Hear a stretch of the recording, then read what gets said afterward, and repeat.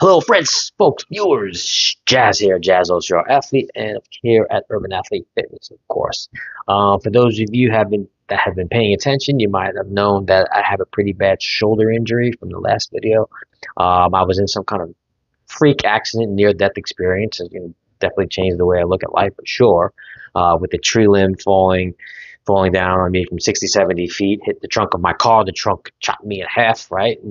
I had chest contusions, and I got rushed to the hospital trauma room. It was pretty crazy. One of the things that happened because of the injury was it like tore my bicep tendon, right? And so it hit the trunk chopped me, and it just went across my whole body. So that was one of the injuries I sustained.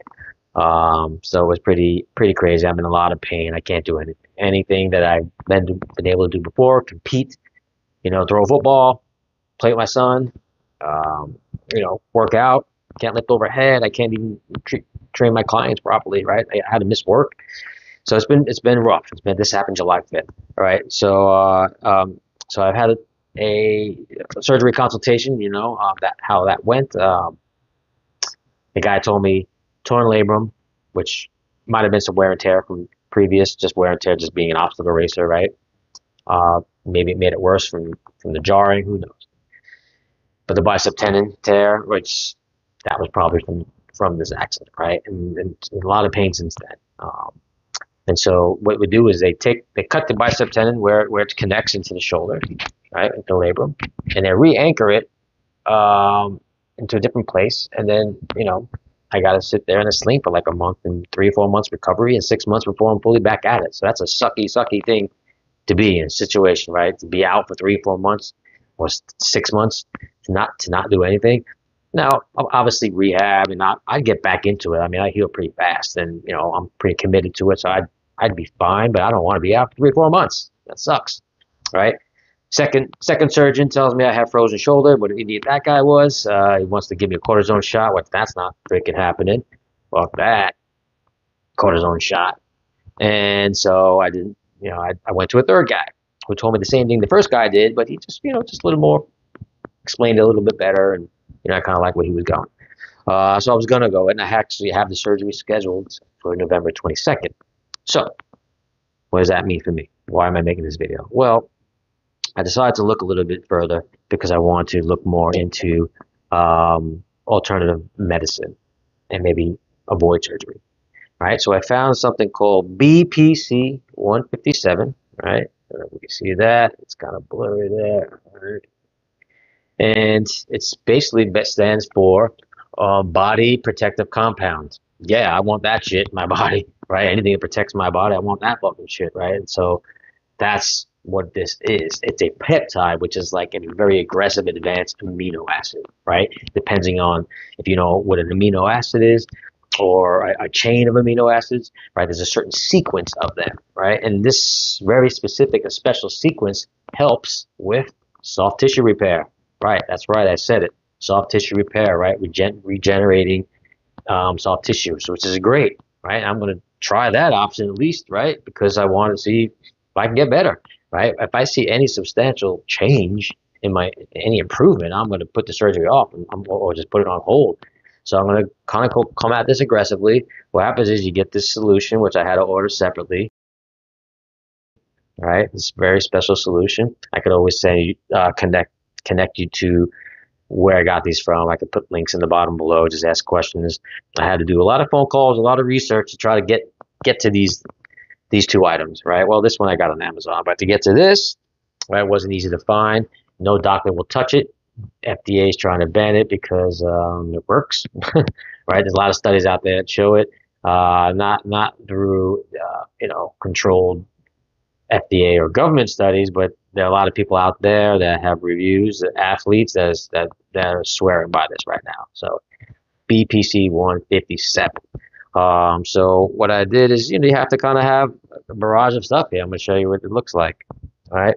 This is my first dose I kind of gave myself today. I had to mix this into this, which comes in a powder form. Okay. I ended up filling this up, so I had to kind of fill up 2.5 of these into this, right? Then, of course, have to keep everything sterile. So I had pre-washed these and then alcohol sterilized them. You can see there's all this here. I made sure everything was very clean and sterile. I made sure everything was done right and not contaminated. And that's what's happening here. I'm gonna have to treat myself for like a week.